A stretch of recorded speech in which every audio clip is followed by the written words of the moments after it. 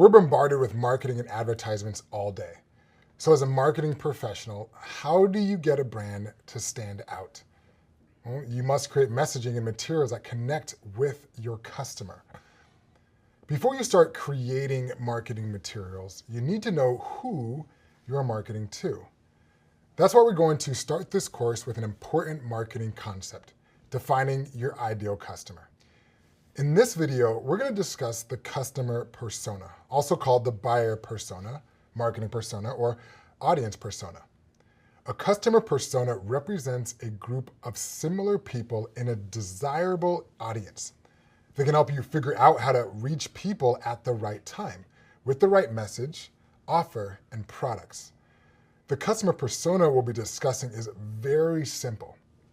It includes who the persona represents, also known as their characteristics, their goal or what they want to achieve, and the barrier to reaching their goal, also called the pain point.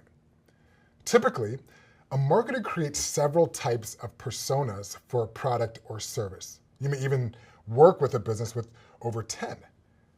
This is because most businesses have more than just one type of customer. It's important to remember that customer personas can get very complex. For our purposes, we are presenting a simple version. As a marketer, you may find yourself adding many details such as customer interests, behaviors, needs, and skills. So why create customer personas in the first place?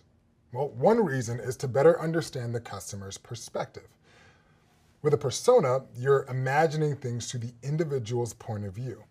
This is more specific than a target audience, which is more broad and general than a persona.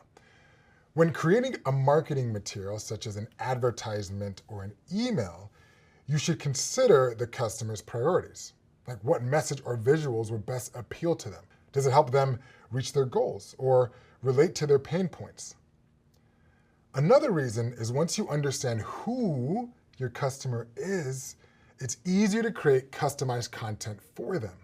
You'll understand how they think, what they want to achieve, and what's holding them back from making a purchase. The last reason to create customer personas is for effective ad targeting. Later in this course and in the following courses, you'll learn more about ad targeting, also called targeted advertising.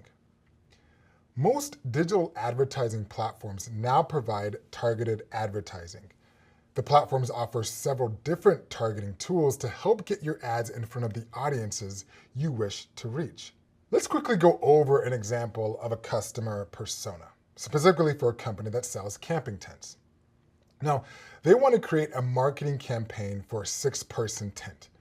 Based on the company's research, the marketing team determines one of the persona's elements is a parent or guardian. They continue doing research on demographics and learn that they're in their mid-30s to mid-50s and have 2 to 3 children. After conducting in-person interviews, the marketing team learns that their general goal is to purchase a budget-friendly tent that will last for several years.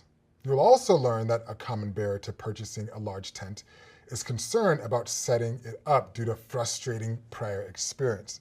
With this persona, you can create materials accordingly. For example, an online ad could read like, easy to set up tent for the whole family.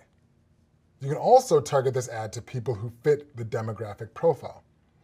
Remember, you can certainly go in more depth on the demographics, the goals, or the barriers for this customer persona. Excellent. Now you have a working knowledge of customer personas, which will help you connect with customers in your future digital marketing role.